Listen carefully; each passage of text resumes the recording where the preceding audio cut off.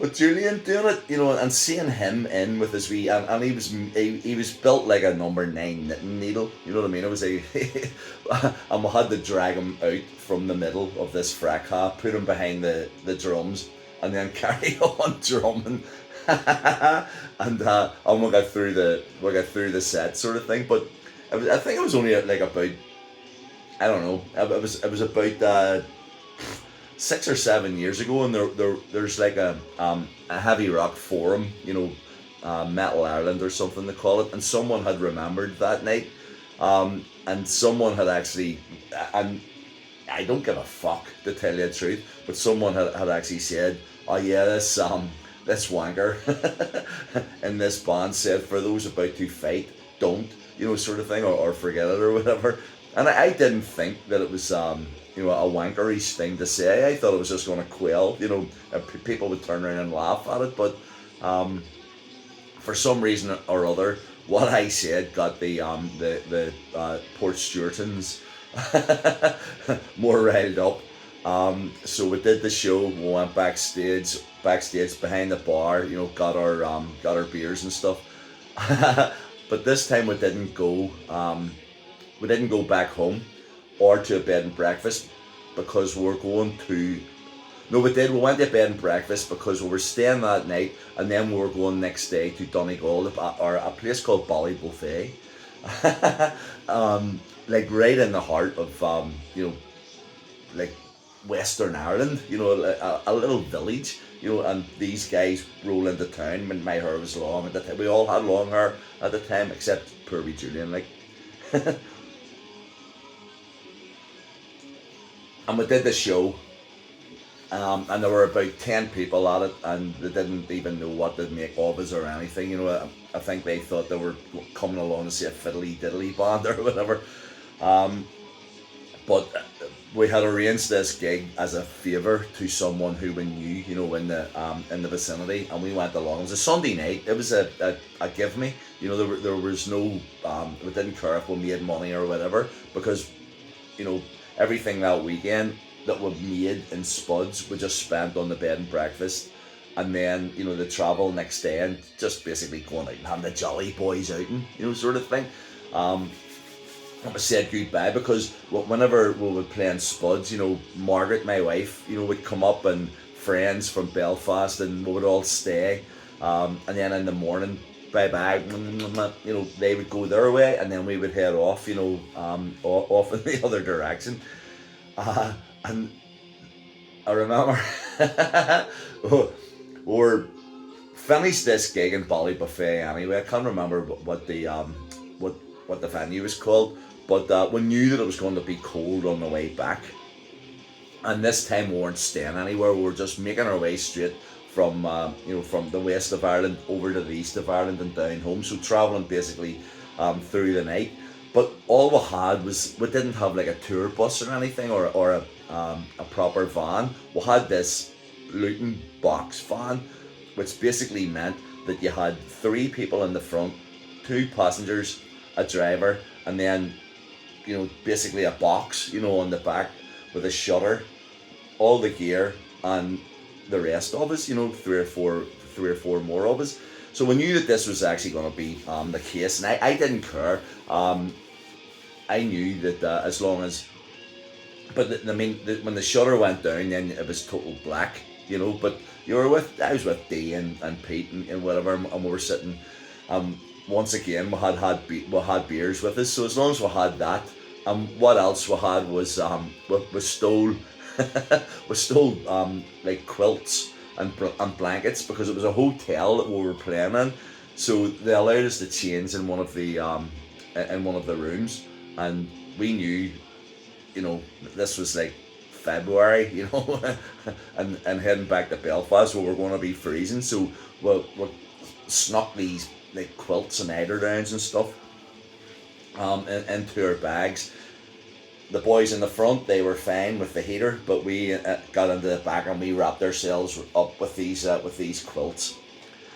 And now this was like 1993, I think. Yeah, it was about 1993, 1994.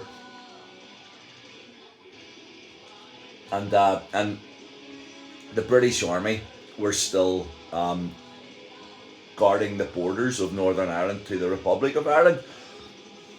So there were checkpoints, obviously, if you had to come from the south, and that's where Ballybuffet was. We technically had went over the border on down past Strabane, over and across the border into the south of Ireland. Which, when you think about it, when you go into Donegal is the if you look at the map of Ireland, not of Northern Ireland, but of Ireland, and this is one for you people around the world to sort of try and figure out. But the northernmost part of Ireland is in Donegal, which is in the south of Ireland. It, it's it's just the way it is. Don't even ask. But that's the way it is anyway. Inch, I think it is. It's up at the top of Ireland, but it's not in the north of Ireland. It's still in the south of Ireland, even though it is the most northerly part of Ireland. It's brilliant coming from a unique place like that. But anyway, we got into the we got into the back of the Luton van and put the blankets round us and stuff. And then off we went. Big Aidan, I think, was driving. Big Aidan Donnelly, and off we went. And we didn't. I mean, there was no conversation really, because I mean, you were freezing and you were sitting, and we weren't like that cold because we had the blankets around us, but there wasn't really much conversation going on because it was like 3 a.m. at this stage, and then and the van was sort of traveling steadily, but then all of a sudden it slowed down and then it stopped, and I'm going, we must be at the border, so that's fine, but of course it was the army had stopped us at the border, a van at 3 a.m, going across the border from the south into the north, obviously they wanted to look in the back. And no matter what Aidan said at the front, yeah, there's it's just band equipment or whatever. It was like, all right, mate, open the back, lift the shutters up, because obviously they were English, English squatties sort of thing. Forgive that attempt at an English accent. So Aidan came around. We were oblivious to this in the back, by the way. And when you think about it, this